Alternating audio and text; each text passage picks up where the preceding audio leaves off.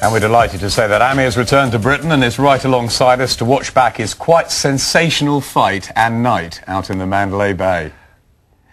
The Golden Tower of the Vegas Strip, the perfect setting for this crucial world-light welterweight clash. It was Amir Khan's third defence of his WBA 10-stone crown and one of the most important fights in his 5.5-year career. In Khan's way, the thunderous punching Argentinian Marcus Maidana. It was a meeting that had been in the melting pot for quite some time. What ensued was a fight night we'll simply never forget. Everyone knows Maidana's a big puncher, he's a big hitter, and I went in there, you know, a lot of people say Amir's got no chin. I proved that today. I was hit by the best shots and I come back stronger. But I have to say, you know, he's a warrior, he never took a step back, and it just shows I've got a lion's heart as well. A lion's heart and a terrific chin as well. I bet that put the doubters to rest. Yeah, definitely. You know, people say Amir's got no chin. I proved it. I took his best shot and I'll still come back. At times I was hurt, but you know, I had to dig deep, and that's just boxing for you. That's why, you know, I sell out arenas and I'm such a great fighter, because I fight with heart and I've got skill. Amir Khan tonight proved not only that does he have a good chin, but that he's the best 140-pounder in the world. No doubt about it. What a classic confrontation, though. Heart in your mouth stuff at times. If you're a Khan fan, Maidana wouldn't give up. Fight of the decade. Maidana wouldn't give up. Till the last second of this fight, Maidana was throwing bombs. Yes, Amir Khan got hit by a Mack truck in the 10th round, but he's still going. He's still going to that destination. Now he's off to a vacation, enjoying this great win. Did it for the UK. It was just unbelievable. This guy was so tough. I mean, we were fighting a smart fight in the beginning, using angles and so forth, but then he started fighting in straight lines and started trading with this guy. And we knew this guy was dangerous, and he finally landed a big shot in the 10th round, and he almost got Amir out of there. I was really worried about him going back in the 11th, but he woke up, got his legs back together, and started running combinations. He showed so much heart in the last 3 rounds. I take my hat off to him. I mean, he fought a great puncher, and Amir Khan has a good chin. It just goes to show you can't take any shortcuts. And really, you know, you can have the best program in the world, but if your fighter doesn't have confidence in your team, then it just doesn't mean anything. And, you know, Amir has come all the way over here, worked with Freddie and myself, and he's given us all the hard work, all that 110% every day, and I think tonight it showed. Were you worried in that 10th round that the strong legs you've been building for so long were just shaking a bit? I kept saying, I said, just, you know, if we could get a few more seconds, his legs will come back. His legs will come back. And then once he started wrapping off some combinations, then he slapped his gloves together, put his hands up when he took some more shots. You know, he's just such a warrior, man. The kid is just amazing. Amazing. How did you manage to even stick to your game plan? You were under pressure from the off. That's right, you know, from the word go, and from the first round, Maidana was game. You know, he kept coming forward, throwing big bombs and everything, and he did catch me a few times in the early rounds, and in round 10 he caught me with a good shot and put his pressure on. But I think it was just all the hard work I did in training camp. You know, we knew what to expect in this fight. I had to stay one step ahead of him and just stay composed and stay focused all the way through the fight, because there comes times where my heart wanted to stand there and fight with him and trade with him, but I didn't want to make them mistakes. I just had to move, you know, sort myself out and then go back into it. Freddie Roach said it was all about executing the perfect game plan, but you were caught early on in the first round, and was that the sort of beginning of, well, it's time to show a little bit of machismo tonight? Definitely, because, you know, there come time where in the first round he caught me with a good shot. I remember him catching me with the left hook and the right hand, and he's very unorthodox. He can catch you with shots that, you know, you don't see, and they come from a different angle. But you know, I covered up well after that. I knew exactly what he was doing, how his speed was working, and I started boxing him behind the jab. This shot, oh, perfect. That's right. You know, we were working on the body shot, but we don't really want to throw too many left hooks to the body, because we know he comes back with a big right hand. But that shot was a nice shot. Are you surprised he recovered? Definitely. You know, I'm surprised he got up off that shot, because anyone else would have stayed down. Your speed was king. When you threw the body shots, it seemed a natural shot, a shot you didn't think about. But the one thing that frustrated him was your jab. You're moving left to right and changing of direction. The jab, the movement, he just couldn't cope with, and I think that's what won the fight. Maidana's a very flat-footed fighter, as we all know. He likes to plod and get you in a corner and throw his big bombs, but we didn't let him do that. Your legs never stopped, did they? I mean, the amount of miles you must have covered. I couldn't stop, you know, when you got a big bomber right in front of you, I think you have to keep on moving. There comes time where you just have to stand there and take the shots, but I think with Maidana, I had to keep on moving. You were creating frustration for him, especially between these two rounds, at the point where he stood in the middle of the ring saying, come on, let's have it, to put you in the pressure. He needed you to stand there. Times come where he said to me, stand there and, you know, be a man and fight, but this is boxing, boxing or not. It's about hitting and moving and not getting hit.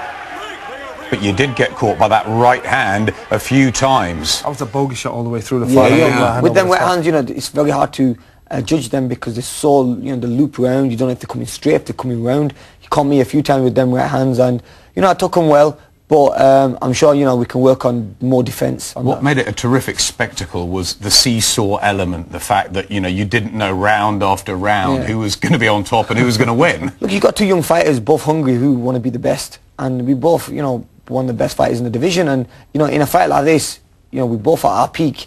And it's going to be exciting, you know. But every round was changing. He got better one round, I was getting better one round. Once we both got the second win, I think I just took over then. You know what stood out for me with you in this? There's many fighters I've got the tag as world champion, but don't actually believe they're the best in the world. Yeah. That performance showed everybody you actually believe, you know what, I'm the best, I deserve to come back. Because at times when it was a little rocky for you, you came back strong with a jab or something different. Definitely. And you showed brains instead of brawn. There come times where I was thinking, well, I can't just outpower this guy. I have to use my brains, I have to beat him with skill. Hit the angle, hit him with the jab, hit an angle, hit the body shots in. And once I started using the brain and sticking to the game plan, you know, he started coming on well. Is there something subconsciously as well that made you think, I want to prove I've got a chin, you know, after everything that people have said about Bradis Prescott and the other times I've been down, that hang on a minute, this isn't quite right? Not really, you know, I didn't want to go in there and get hit with stupid shots. I think I was just caught with the shots because, you know, this is boxing, but he did catch me with some good shots, and end of the day, you know, I proved that I got a good chin. Not proving that I got hit, but he caught me. That's boxing for you. This was the dramatic round, the 10th. How on earth did you get through these 3 minutes? We were both tired. My legs were tired from all the movement in the earlier rounds, and he caught me with a good first shot. I think anyone else would have gone down, but I think that just shows, you know, I can take a shot towards the late rounds. And the thing with guys like Maidana, power is always there. You could be in the 12th round, the power is always going to be there. I think when you got hit in the 10th, you got the respect of almost everybody and any knockers out there because you showed heart, gut, determination. You were shattered at the end of that round. That's right. I remember walking to the corner and thinking, man, my legs and my body's working differently. I better sort myself out. But once I got into that corner and they put that cold towel over my head, you know, I was back to normal again. Because Freddie Roach was thinking at that point of maybe pulling you out. I mean, he had that sort of decision to make. He let you get back in. Luckily for you, he did. Well, no, Freddie knows I'm a warrior. You know, Freddie knows that I have some days in sparring as well where it's a war. And I think when I went into the corner, he said to me, "Are you fine?" And when I had a few words, when I gave him some words back, like, "Look, Freddie, I'm fine. Don't worry about me. I'm okay. I've got it all under control." He said, "Fine. Give me some water." You still had 6 minutes to get through. I noticed you looking up at the clock on the big TV screens. Yeah, you had to. You know, them 3 minutes towards the end, the championship round we call it, they get quite long.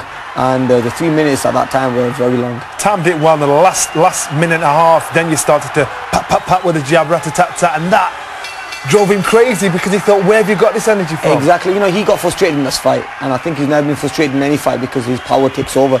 But in this fight, I took his shots, and I just frustrated him with the speed, and he just didn't know what to do. Watching it back, does it upset you at times? Does it excite you like it excites us? It excites me. You know, I was watching it, but I won't let my mum watch it because I think she'll give me a whack over the head. She'll, "What the hell are you doing?"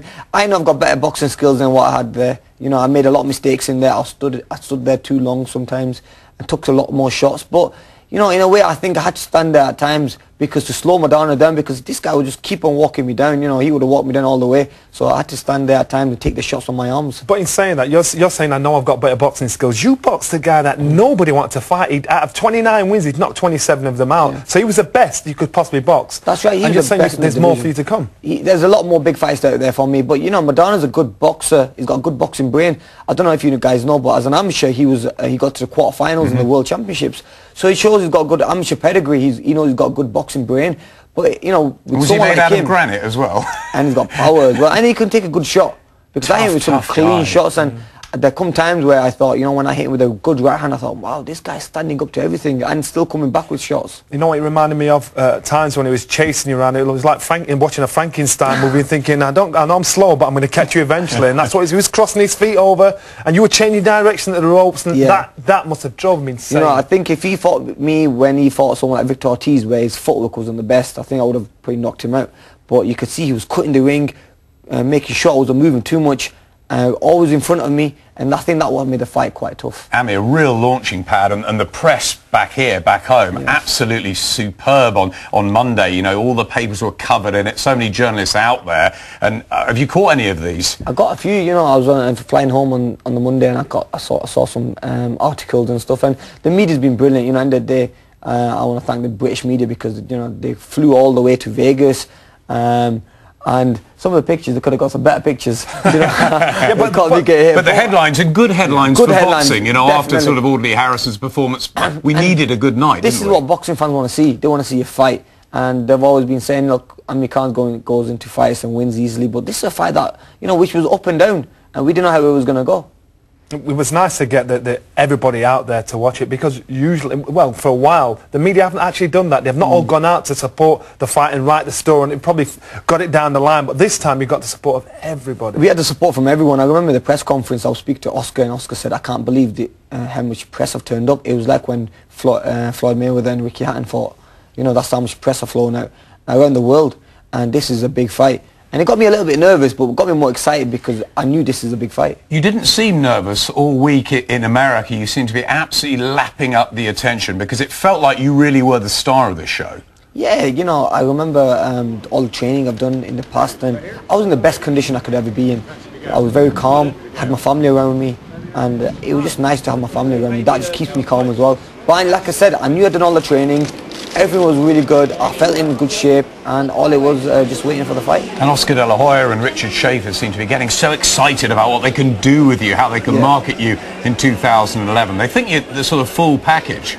Yeah, you know, end of the day, you got Oscar, who's been there and done it. And if I can do half as what he's done in his career, you know, I'll be a happy guy. So you're training just the shorts, which shows you make the weight very, very easy, very strong. Yeah. Give us the old Iron Man pause. Boop, there it is. Yeah, you know, it's there. I was about a pound or two over then, but yeah, you know, I make the weight easier now than I've ever made it. I don't do much weights. I do all good conditioning. I didn't get a chance to have my birthday cake though, you know, so I wasn't making weight that easy. Yeah, I have to carry Oscar back for that, putting that cake on my nose as well. But no, you know, we had fun there, and like I said, making weight and everything. I'm more professional about everything. Looking back now, 3 years ago, I was making a lot of mistakes. You know, the fight itself, in the time of the fight, you thought it was going a certain way, but watching it, did you get any different impression? Oh, definitely. You know, when I was caught with shots in the fight, I thought, okay, I've been caught with a shot, recompose myself, you know, go back to normal, stick to the game plan, get my jab out. But after watching it on TV, I thought, wow, I got hit with a good shot there. Oh, I got hit again, and I got hit again. And I thought, wow, you know, if I was a viewer watching that fight, I would have been like, oh, how's this fight going? You know, because I knew I had it under control, but when you watch it from outside, it's a different. You might have deviated from Freddie Roach's game plan, but the man I think probably needs a lot of credit in this is Alex Ariza, isn't he, the conditioner, you know, for getting your legs built up so strong. He's done a lot of work with you over a couple of years, hasn't he? Yeah, we've been working for like 2.5 years now, and Alex is, you know, conditioning me really good. Getting me up 5 a.m. I also train with Manny Pacquiao. You know, I outrun Manny Pacquiao, I out-train Manny Pacquiao. That's how good training's gone in this camp. And you know, I think with his help and his conditioning got me through that 12th round. And also, you know, taking shots as well, you know, getting the legs thicker. As you see now, my legs are a lot thicker, my upper body's a lot thinner, because we need the speed, but the power's still there. You've got the dream team, I guess, in Roach and Alex Ariza. You've got Golden Boy behind you, Oscar De La Hoya. Perfect sparring. 2011 should be a fantastic year. What do you want to see come out of it? 2011, you know, I want to fight some big names. I want to unify the division, and then probably towards the end move up to 147. I'm a big 140 fighter. I've got the height and everything. I know my conditioning coach can get me up bigger and stronger and fill me out a little bit to 147. And then maybe in maybe the first fight in 2012, I could have a fight with someone like Floyd Mayweather for a pound-for-pound title. I'm going towards that way, and I think, you know, I could be up against the best out there. Dream stuff.